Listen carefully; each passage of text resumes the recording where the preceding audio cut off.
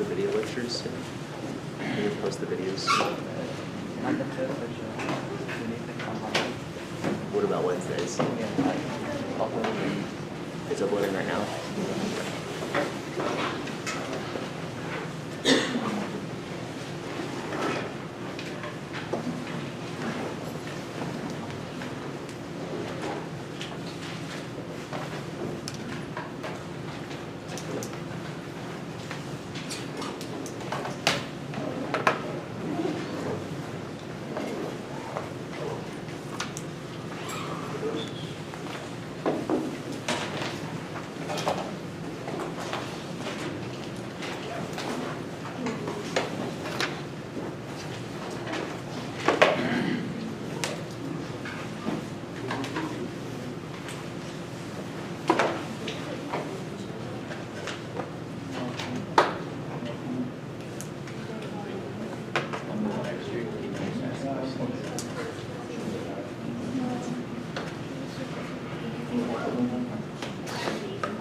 Yes, sir. On the live stream, can we ask questions? On the live stream, can you ask? On YouTube. It's not on live stream yet. It will be on starting Monday. Okay. Yes. We're having equipment issues. Is that right? Or, Yeah. or equipment procurement issues? Yeah, to be I precise. think they buy the equipment. They got it? Yeah. It has to be set up. Yeah. Yeah. So yeah. Are you planning to sometimes be offline and on the live stream? Oh, I was kind of curious that if It's we an were to option. live stream, Yeah. if we can ask questions through. So I imagine if there was a live stream and if it was working, then I mean you could be sort of monitoring the live stream Yeah. while it happens. So that would be in principle how it would work. Right. But this all has to be tested out. Yeah. The problem is we don't have native equipment when we're sort of jury rigging it ourselves. These things are going to test. But that's not the plan. Okay. All right. So recall the program: divide and conquer, divide, recursively solve, waving the magic of recursion, and combine. And then we have to make sure that we can that this works correctly, which means we have to prove by induction that when we combine correct answers, we get a correct answer. And by the induction magic, this will work. And then we have to show running time analysis, which we use recurrence equations for to do this. So today we spent a lot of time looking at merge sort, which is the name of the procedure we saw develop last time. But for those of you who are familiar, is you merge, you sort, and then merge things together. Right? Merge sort. It has an n log n number of comparables. We're going to do a different example this time, just to continue our sort of how this works. And the setup is that, and I'm going to sort of hopefully set it up so that you can tell me the answer. I don't have to do anything myself. Always outsource the work to the students, right? So let me give you the problem specification, and then I will have you think about it. So you're given two n-digit numbers. So for clarity, we can say these are numbers A and B, and you can think of it as A1 through AN from most significant digit to least significant digit. Let's assume they're base 10, although this fundamentally should not make a difference one way or the other. And again, this is B1 through B. Okay, so they're two n-digit numbers, and we wish to multiply them, right? And of course, you've learned this since elementary school, primary school. The way you multiply them is you line them up, right? So you do A1 through AN, B1 through BN. Of course, when you were learning this, you didn't learn through A1 through AN, you actually have examples. And so you multiply, multiply, multiply, multiply, and you get your answer. Okay? Let us assume that each multiplication or addition of two single digits takes constant time. We have to assume that, right? We're talking about triangle. How long does this process take? If we assume that each multiplication or addition of single digit numbers takes constant time, how long does this algorithm for multiplication take? We have two instructions. N squared. N squared. And who said N squared? Yeah. Can you sort of roughly sketch out, remind me of your name again? Sorry. Huh. Do you mind just give me a sketch of how you would analyze that N squared time? Well, each digit multiplied with n digits. Each digit from one number has to multiply with all digits of the other number. So there's at least n squared multiplications. If I wanted you to prove this, I would ask you a bit more, so that there's no more than some constant times n squared. But for now, we'll assume that, we will not assume, but we will convince ourselves that if you add up all these numbers, the height of this is n, right? So at any point you're adding up n things, and this length is going to be at most 2n, or 2n minus 1, right? Because you start and you keep shifting by 1. So you're doing at most n squared, O of n squared additions here, in addition to all the multiplications to put the numbers in the right place. Yes? So the multiplications to get these numbers is n squared. The amount of additions you have to do is also n squared times 2. We don't pay attention to constants. Overall, it's O of n squared. Right? So that's the full argument. Again, right? It's okay to sketch it to n squared, but you have to count all the multiplications and all the additions. And so that takes n squared time. Okay. So this takes n squared time. And what we'd like to see is if we can do this better using dividing complement. So I want to give you all 5 minutes. And I don't want you to think of how to solve this problem. I want you to think about how to apply the paradigm. You see what I mean? So there's a certain discipline in applying the paradigm that will hopefully get you to a solution. But I want you to apply the paradigm. So spend 5 minutes, ponder, you know.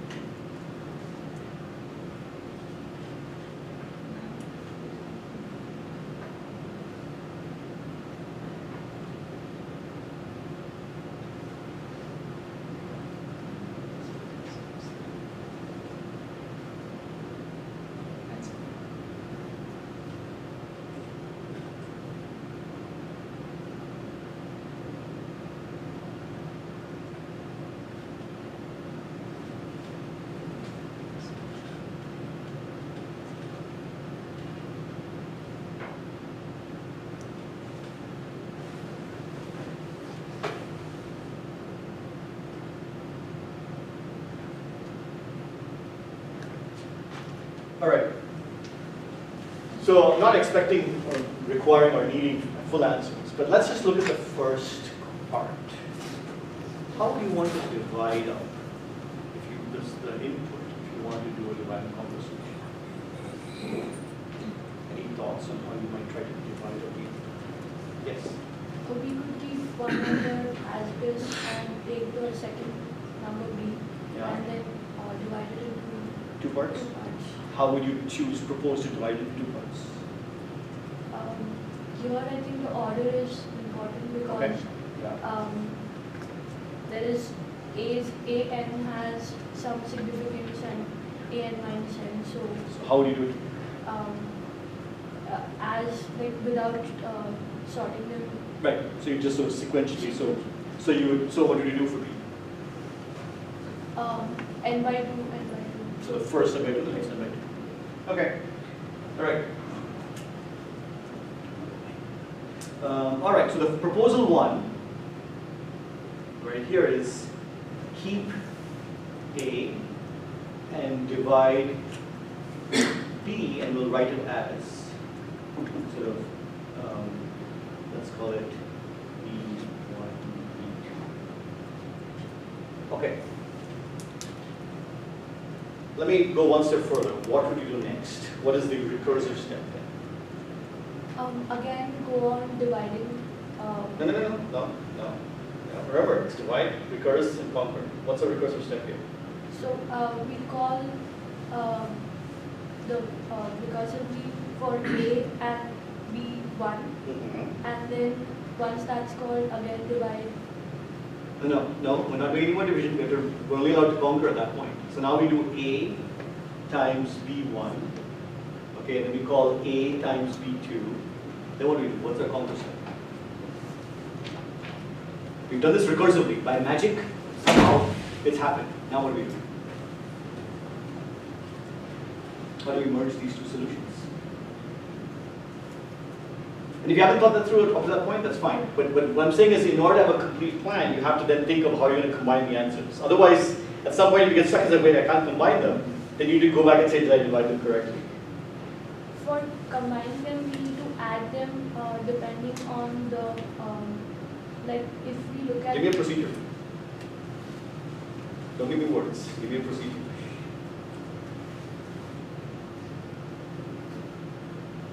So for example, one thing we could do here is by noting that B itself could be written as 10 to the n over 2 B1 plus B2, right? Because you're just shifting it that many bits.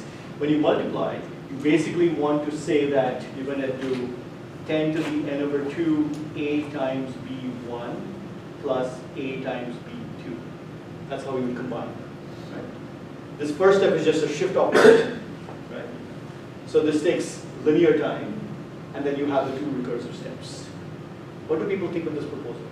Any comments on this proposal? This is good. Are we good?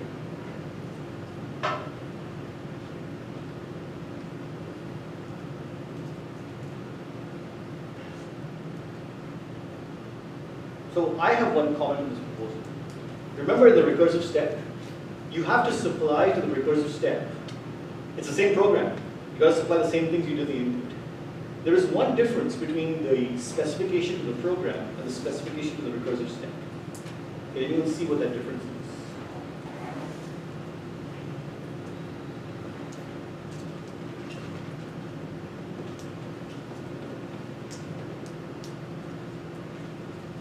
What's the difference between the way we specify the input and the way we specify the input to the recursion? The number of digits of the second number goes on reducing. It goes on changing. So in other words, we should phrase our problem as you're trying to multiply n1 and n2, right? And schematically, if we're thinking about how the recursion is working, we're converting this into two problems, m1 and n2 over 2, and m of n1 and n2 over 2, right? Two of these kinds, is that correct? And then we're continuing on, right? Okay?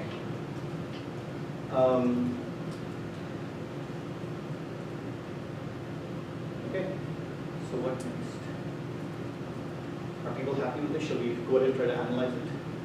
see if it's correct, has a good ranking. Yeah. So if we divide A into parts 2, if we divide A into 2 parts as well, Yeah. both of them divide in half, Yeah. then we will have 4, like n2 over 4, like 4 of them. So here, like using by factor of 4, I think that would be better strategy. So wait, you're proposing a different strategy.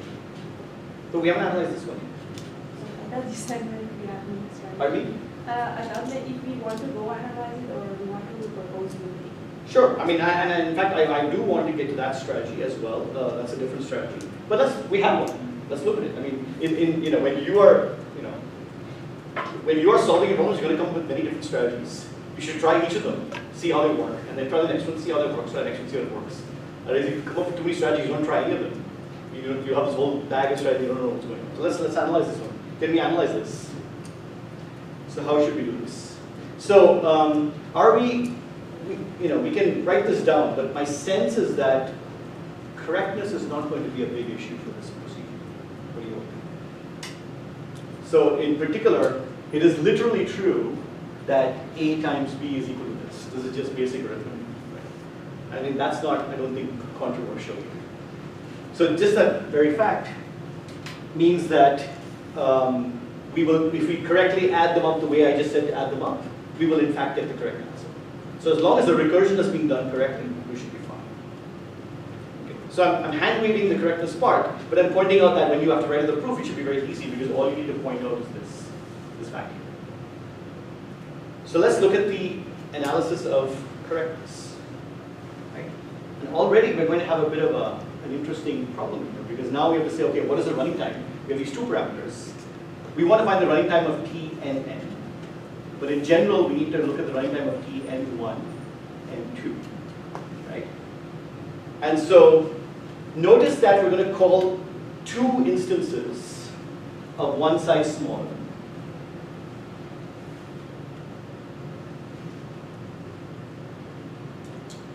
Yes?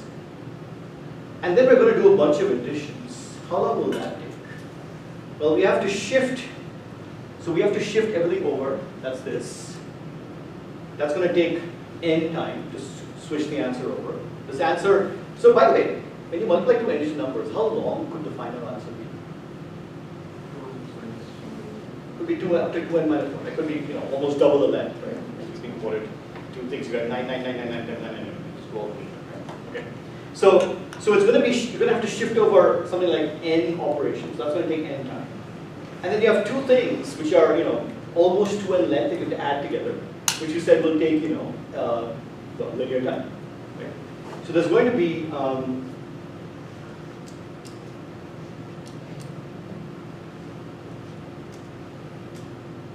something like this here. So do you think this is the correct expression of a recurrence relation describing the running time of this procedure?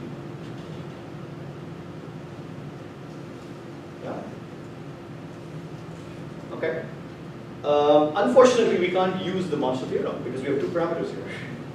So that's kind of annoying, but hey, what the? We'll just figure it out anyway. So we have various other possibilities. One is the plug-in chug option, which is just unroll this whole thing out. So let's unroll this whole thing out. So this is going to look like.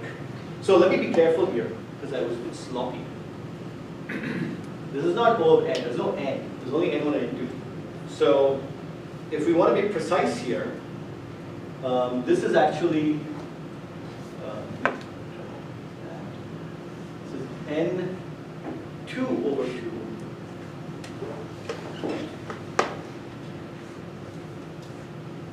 So now when we shift this over, you have A, which is a length n1. You have B, B1, which has to be shifted over, or the product of A and B1 just be shifted over. So that's roughly n1 plus n2 over 2. So essentially we're going to have to pay something like the total length of both. I think it's a better way of saying this. Right? If you think of the total length as this. Okay. So now let's expand this out. So this will become, what will it become? It will become 2 times t. And we're going to pretend for now that everything's a power of 2 just so we can analyze this. n1, comma, n2 over 4, right? Yes?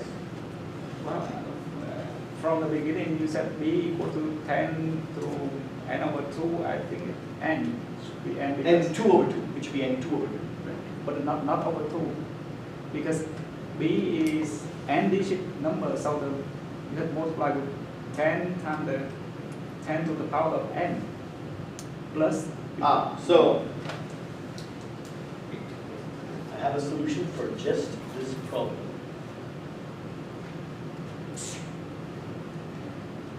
You have a number with n digits, Yeah. right? We can, and this is a, let's call it a, how do I write it? A1 to a, I should have written the other way around, but never mind. You can write this as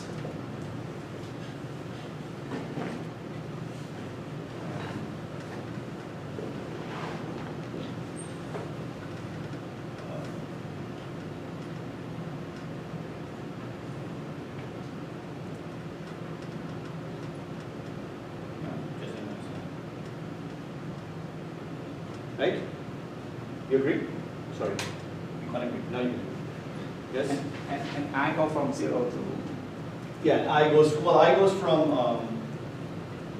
1 to n.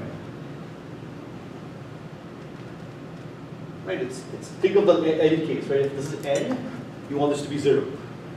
It's just that digit. 10 times 10 times 100 times 1000. Okay, so now we can write this as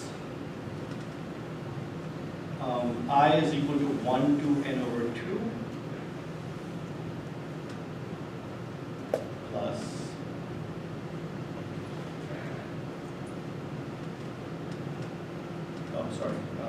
n over 2 to n. Yes? I just split up into 2 parts. I'm done anyway. Okay? And now, because I goes from 1 to n over 2, you can rewrite this expression as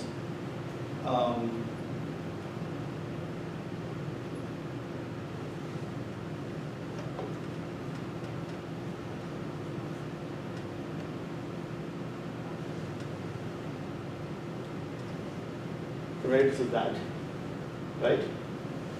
Then you can bring this out, and you can just change the indices on this. See what I'm saying? Because I've shifted n over 2 bits over. The base is 10, so I have to shift that many bits over. So think of it as if it's a 6-digit number. Let's take an example. Right? So I have a 6-digit number, or let's take a 4-digit number. Right? So it's 2178. Okay, that's 4 digits. So I can write this as 10 to the 2, 4 over 2, times 21 plus 78. That's what I'm saying. 10 to the 4. 10 to the 2. Now then you have 2178. This is 21 times 100 plus 78. If I did 10 to the 4, this would be a much bigger number. I'm just taking this part. Oh, I mean, this is equal to that. okay. Yeah. Okay. All right. So I have this plus what's going to come next? What should be here? Someone? Anyone? So I'm going to actually rewrite this because we're going to need to be more specific about this. I'm going to put some constant times n1 plus n2 because we're going to need that. Okay? So it's going to be some constant times n1 plus n2 over 2, right? Plus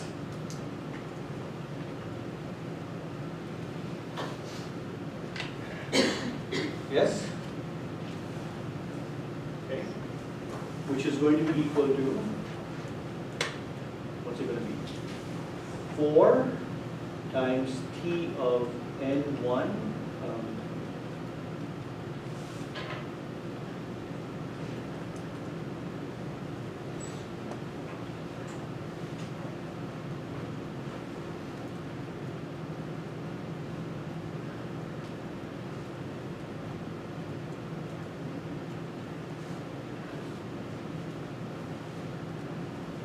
All right?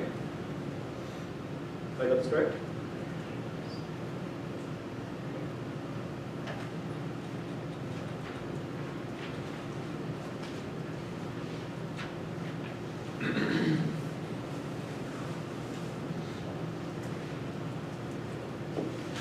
Okay, so far I'm not seeing any pattern emerging, so maybe we need to go one more. So let's try another one, shall we? Okay. So this is equal to 4 times 2t n1 comma n2 over 8 plus c times n1 plus what's it going to be? n2 over 8 over 4. Yeah. Okay. Plus 3cn1 plus 2cn2, which is going to be equal to 8t. And now I'm seeing a pattern, at least in this first part. Plus 7cn1 plus 3cn2. Yes? You just combine everything in one shot. Doesn't take much work now to think through what's going on and see that realize it's going to look like something like 2 to the k t n1 comma n2 over 2 to the k plus, and this is where it gets interesting, 2 to the k minus,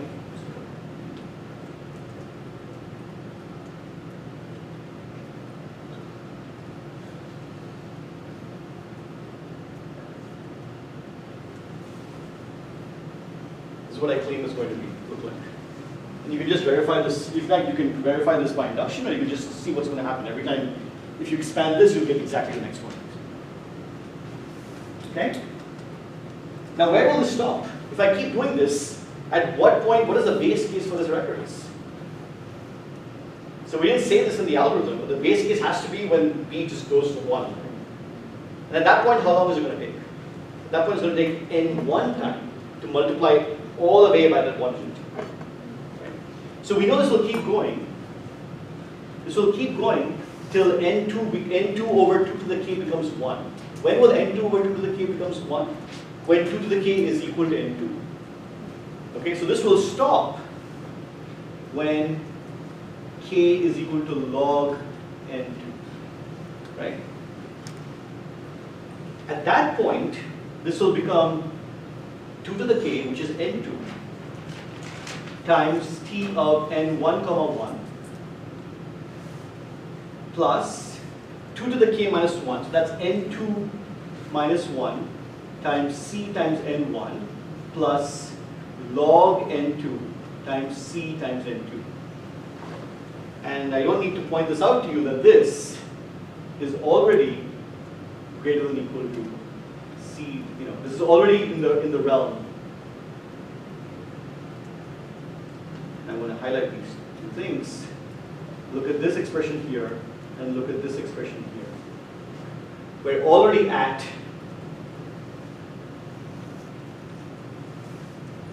n1 times n2, right? So we have made absolutely no progress. Even though I promised you divide and conquer is awesome, and you followed my instructions and applied it, it didn't give you anything better than just the thing you've learned since you were in 2nd grade or 3rd grade or 1st grade. Right? Okay, now we're stuck. Our strategy has crashed and burned. This is completely normal. No strategy survives first contact with the proof. And I think you use algorithm not only divide n1 but n2 but also divide n1. So okay, so the good thing is, even though this strategy has crashed and burned, we have managed to come up with a second strategy. Maybe that one crashes and burns if we're lucky. Let's hope. So let's try the second strategy. So just to recall, so first of all, let me stop a second. Do we all agree or understand why the first, not why, but that the first strategy has crashed? I mean, sometimes you have to know that something has failed first before you can start wondering what to do next. Do we all agree that it has failed? It has failed because the recurrence solution has given us a running time that is the same as what we had before. And if the goal was to get the same thing as what we had before, we could have just done nothing. The goal is to do better somehow. And we have not achieved that. Okay, so let's try strategy 2. So once again, we're going to, so strategy 2 says now, divide A and B, right? So now we have, A becomes again A1 and A2, just like before, and B becomes B1 and B2. All right, you're on the clock. What do I do next? I have to do the, what is the recursive magic I have to do? I think you multiply like the second half of B to the second half of A and the first half of B to the first half of A, so each is multiplied. So the recursive step is going to be to compute the 4 multiplications. So the recursion is compute A1, B1, and we'll note that this is an instance of the original problem of size n over 2, right? So we do A1, B1, A1, B2, A2, B1, and B2, B2. These are all of size n over 2. Okay, what's next? How do we, now we have to do the merge, right? The combine, the conquer step. What is the conquer step here? So then just for clarity's sake, let's call these, I don't know, S11, S12, S21, S22. How should I combine them? Just remember this is the positioning. And as we pointed out already, the order matters. Just add together. 4. Sorry? Add 4 of them together. That's not correct. You can't just add them. If you're not quite wrong, you're not quite correct either. You can't just add them up. If that were true, again, and it's always good to try out examples, right? If that were true, and I want to multiply 21 by 41, your approach would be to say add 8 plus 2 plus 1 plus 4. That's not right. That's not the multiplication of these two numbers. Yeah, of course, with some. Okay, well, you didn't tell me that. I'm the computer. I have no idea what to do. You got to be specific here. That's my point. You got to be very, very clear about what you're doing. If you just said add them all up in a homework, and I said, okay, I just added them all up. That's wrong. Then you got to come and complain and say, well, what I meant was, no. Tell me now, what do I do? Anyone? So clearly A1 and B1 are the top ones, right? So there's a 10 to the n over 2 attached to both of them, right? So your answer is going to look something like this. 10 to the n times S11. Similarly, A2, B2 has nothing attached to it, so that's the easy piece. That's S22. And in the middle, you're going to have 10 to the n over 2, because only one of them has an n over 2 attached to it, times S12 plus S21. Right? Okay. And I think, again, we can argue very quickly that this is going to be correct, just by the literal multiplication of these blocks. That this is, in fact, the correct way to combine them. And so what remains is to look at the running time. Yes? Remember, algorithm specification, proof of correctness, running time. Okay. So, how many pieces do we have? So let's start off writing T of n. Now we can go back having one parameter because each subpiece also has the same single parameter. Because we've used a recursion that has both parts being the same. How many subpieces do we have? 4.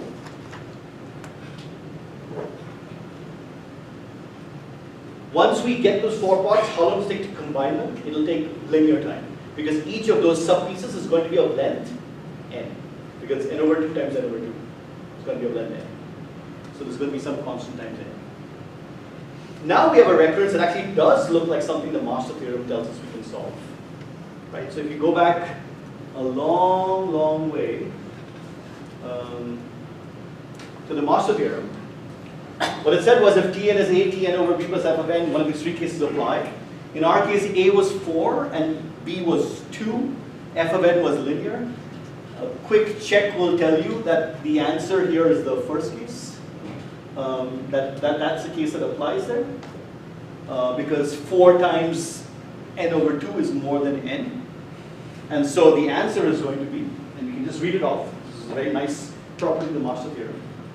You can just read it off and say, the answer is, the running time is n to the log of 4 base 2. which is n squared. Great. Or not so great. So we applied the Gauss theorem, we did everything we were told to do, and we have still failed. Okay, now what?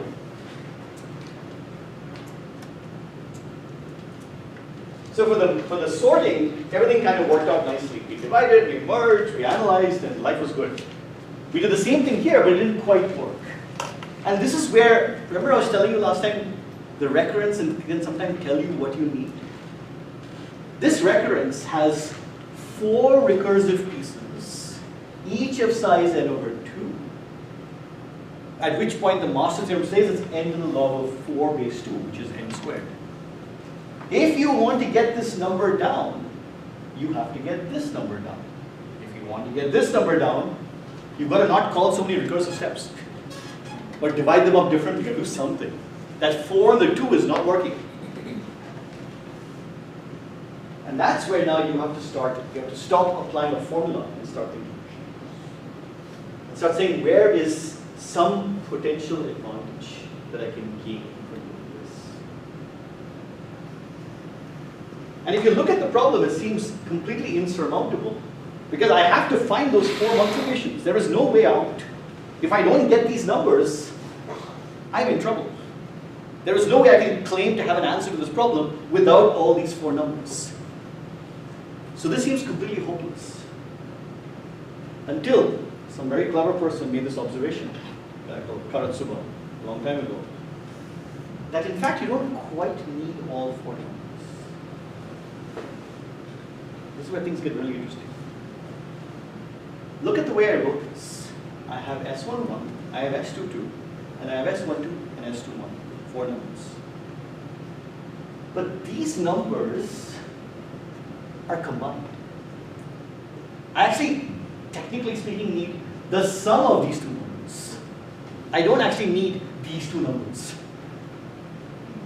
And now you're like, well, that's all well and good, but how am I supposed to get the sum of these 2 numbers without these 2 numbers? Okay, fair question. At least that's a question you can think about. Is there a way to get the sum of these 2 numbers without these 2 numbers? And the thing to remember is, multiplications are expensive. That's the thing we're paying for in our recursion. Additions are cheap. We already know they take linear time. They're not a problem here. Can we somehow do a lot more work with additions to do less work with multiplications? And that is the basis of a very clever, highly non-trivial idea, not at all obvious. It's not something you could naturally come up with. So I don't want you to feel like, oh, you know, I didn't see it. This is a very clever trick. But what is the trick? The trick is to figure out a way to extract this number from fewer number of multiplications and way more additions. Okay? Okay. And here's what I want to show you. Imagine taking this operation here.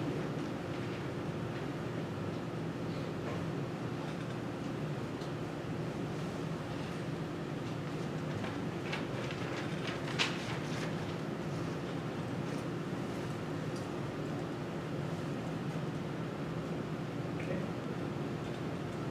Suppose I multiply these 2 numbers, just for the fun.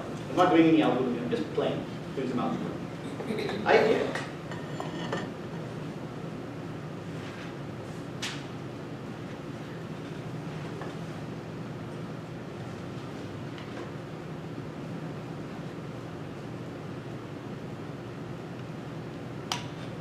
right? Notice though, I already have this. I already have this. And what I want is this combination right here. So let's call this number here, let's call it, I don't know, since we're being mysterious, let's call it x. Suppose now in my recursion, I computed this number, which I did before. I computed this number using recursion, which I did before. And then I computed this number. What is the size of this third recursive step? Well, a1 plus a2 is of size at most n plus 1. N over 2 plus 1. b1 plus b2 is of size at most n over 2 plus 1.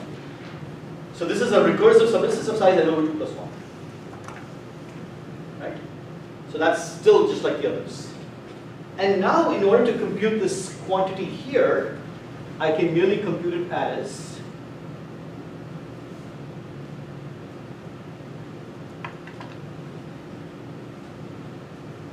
right?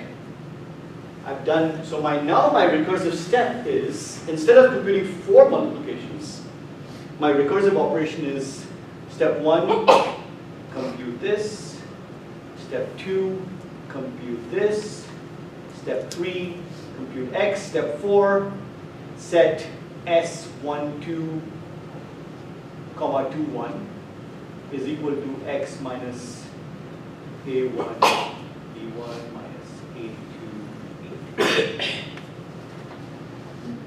I have now done 3 recursive calls, not 4. I've done more work in addition. But addition is cheap, so I can afford it. Do you, first of all, see how I can use this to correctly compute the final answer? Because now I've got S1 plus S21 together.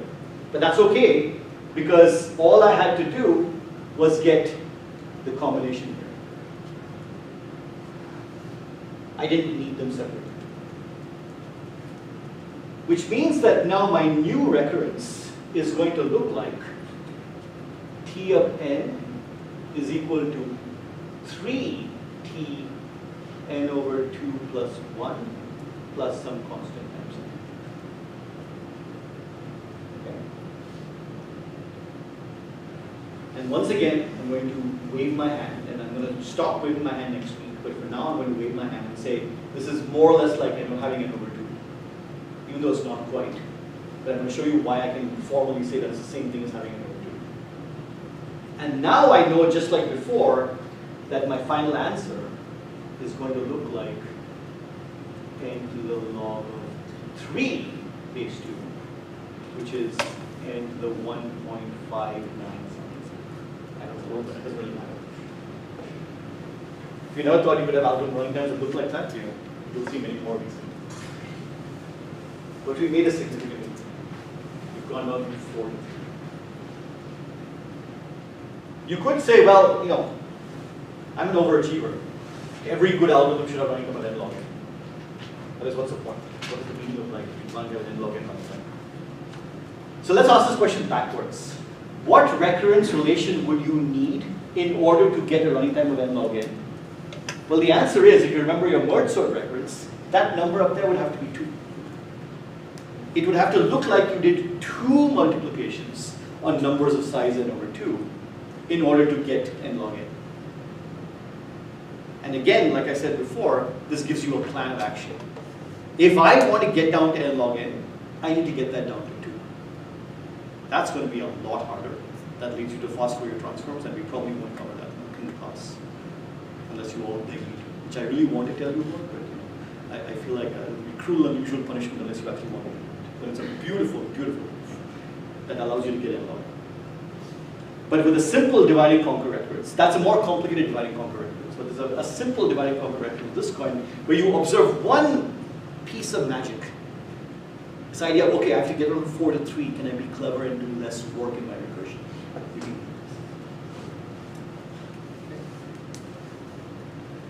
And in this example, we had to do work on the recursion because this was the part of the divide and conquer. It was a divide step that was controlling the final running time. If you go back to the master theorem, right, again, this simple theorem that has this guide for how to think about this. If you go back to the master theorem, it has 3 parts. And the reason it has 3 parts, because it's expressing a fight between 2 different tensions in a divide and conquer algorithm.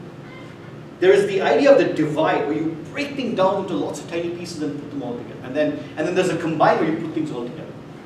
The f of n represents the work involved in combining things together. The a, t, n over b involves the strategy for dividing. These two are always in competition. Because if I divide more, I get tiny pieces, but then I have to do a lot of work to combine them. If I divide less, I have to combine less, but there's more work to do in the recursion. It takes longer to sort of collapse the recursion. So the way in which these two fight with each other is by deciding which one's going to win to dominate the running time. And that's why you have these three cases. Case one is when the divide step wins. Case two is when the merge step wins. And case three is when they're exquisitely balanced. And one of our sort of goals, we can't always get to it, but one of our goals in Divide and Conquer is to get these two parts to balance each other out. So that nothing is tilting more one way or the other. And so in our original recurrence, when we had Tn is equal to 4Tn over 2, the first part was the dominant part that was controlling the running time. So we knew that we had to divide more cleverly. If it had been the second part that was controlling the running time, we knew we'd have to merge more cleverly. So again, looking at the analysis of the running time also tells you where you could try to improve the algorithm design itself. So there's this constant back and forth between the way the recurrence looks and the way the algorithm should be designed. Okay? That make sense? Okay. Questions? Let me get back to so the procedure.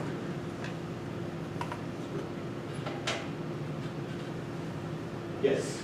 Actually, Sure. yeah, sorry. So actually, x is the number we have to find. Sorry? X is the number we have to find. X is the number we are going to compute as a multiplication, as a recursive step here. Because we can do this. We can actually add A1 and A2, and then add B1 and B2 and multiply this. That's part of the algorithm. So actually, x is the final result between the one. No, X is an intermediate result. Because we're going to use X. So here's this part here. We're going to compute the intermediate result A1, B1 that we agreed we wanted. We're going to compute the intermediate result A2, B2 that we agreed we wanted. Then we're going to compute this weird number X, which is this combination of things. And then we're going to find the final value S12, S21, which is the addition of S12 and S21, as X minus the previous two things you computed. So it's not a parallel thing. You've got to compute these three things, and you've got to compute X minus these two things. That gives me a final answer, and that's what I plug into my actual recurrence from the previous step. Right? So that was here. So S11 we got from one recurrence, S22 we got from the other recurrence, S12 plus S21 together we got from X minus these other values. And that's why we put the whole thing. That's what the final algorithm is. Is that clear? Yeah. Okay, good. There was another question somewhere in that paragraph. After that, okay. I think why? Because x is the one that you want to compute. No, Once you well, have, yeah, X is a you thing don't that I will have compute. x yet. So how do you get x to compute x11, x12, and x21? I think it's just it's a loop. That's something that I don't know, and then you use the No, it's a recursive step. It's not a loop. Remember, look at so X. Look very carefully. This is not the original problem. The original problem would be 10 to the n over 2 a1 plus a2 times 10 to the n over 2 b1 plus b2. This is, I took the pieces and, okay, so here, let me do it here. So let's take an example, right? So let's take our example of 21 times 41, right? Okay, so our pieces are, so A is equal to 2 and 1, B is equal to 4 and 1. Okay. So as per my instructions, I'm going to compute 2 times 4, which is 8. I'm going to compute 1 times 1, which is 1. Okay. And now I'm going to compute 2 plus 1 times 4 plus 1. This is a recursive step, a smaller number, size n over 2. So this is equal to 15. Right? Then I'm going to compute 15 minus 8 minus 1, which is equal to 6. Right? Yes? And now my answer is 8 times 10 to the 2 plus 6 times 10 plus 1, which is 861, and this better be the correct answer, others I look very silly. Is it the correct answer? Someone please. I think it is, right?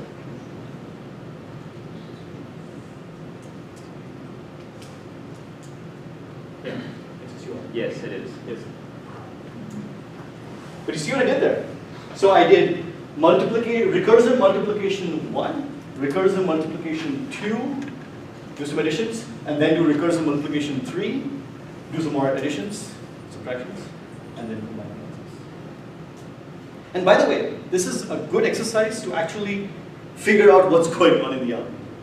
Run it on an example. Run it on more than one example, just to get the feel of what it's doing. And that's it. So, Yeah. like, if we assume that the time that it takes to add, like, if we just count in terms of number of operations, then this is going to be much more expensive than the other approach, right? Like, this algorithm is taking advantage of the fact that the additions are cheaper than multiplication, right? Yes. So if we just assume that the cost of the addition is equal to the cost of the multiplication, Yeah. and we count in terms of the number of operations in this algorithm, then the number of operations are higher at this, right? Well, let me be clear. Multiplying two one-digit numbers is the same cost as adding two one-digit numbers. What I'm saying is that adding two n-digit numbers is cheaper than multiplying two n-digit numbers. This, I think, is not a controversial statement. It's not an unrealistic assumption that I'm making about my architecture. I'm merely saying that adding two n-digit numbers is clearly cheaper because I can do it in linear time. And that insight that it is in fact cheaper is what I'm trying to leverage here. I'm not saying that adding two one-digit numbers is cheaper. So in fact, that's not going to change at all, number of operations. It's just that since multiplication of n-digit numbers is expensive, I want to reduce the number of recursive calls for that. Does that make sense? Okay, one last question and then we have to go. Yeah, in every case you have a shift operation, so Yeah. we didn't consider that. Okay, so I did consider that because I said, okay, how long does a shift operation take? It takes n over 2 steps. So that's why I wrapped that up into my merge operation here. Okay, that is also merged. No, it's a shift. In fact, we often use shifts as a proxy for multiplication because shifts are very fast. In fact, if you want to get really specific, shifts are very fast in hardware, so they're even faster than even a simple addition type operation. Right? So shifts are very quick, and at the very least, it's a linear time operation. So it's like an addition, even though it looks like a multiplication, it's not. Okay. Yeah. So this is basically a shift operation which we are representing as a multiplication. No, it's a no. It's a shift operation that we are precisely calculating the running time for as a linear time operation. I'm not treating it as multiplication at all. I am interpreting a particular form of multiplication, 10 to the something times the numbers of shift, but that it is. And that, in some sense, reflects how we think about shifts. They're very fast. Okay? Okay, that's really the last one. How do you know at which point we should give up? Like, I mean, when I try to analyze and then do it. So, if I had done it by myself, I would have. You have stopped it before. Yeah, exactly. So, I mean, like, what should tell us that there is a scope? So, in the case of a homework problem, either I will say, give me an n-log n algorithm, or I'll be sneaky and say, give me the best one you can, and I'll give you more points for the better one. But hopefully, getting the best one won't require inspiration of this kind. Yeah. In life, you don't know. And so life is a constant battle of, well, this is the best I can do this year. Next year I come, oh, I can maybe, there's no reason I can't do it, and then it takes time. Sometimes it takes years to get the right answer. Okay, I think that's well out of time. I will see you all next week.